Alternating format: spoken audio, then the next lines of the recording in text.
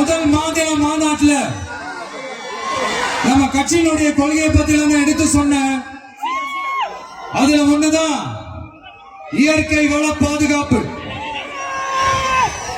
சூழலியல் மற்றும் காலநிலை நெருக்கடியை எதிர்கொள்ளக்கூடிய இயற்கைக்கு ஊறு விளைவிக்காத பகுதிசார் மாநில வளர்ச்சி பரவலாக்கம். இதான் நாம் அறிவிச்ச அந்த கொள்கை. இதான் நான் இங்க சொல்றதுக்கு காரணம் ஓட்டு அரசியலுக்காக இல்ல. இன்னொரு தீர்மானம் அதே மாநில மாநாட்டில் நான் சொன்னேன். அது விவசாய நிலங்கள் பாதுகாப்பு கொள்கை தீர்மானம். அதுல காஞ்சிபுரம் மாவட்டம் பரந்தூரில்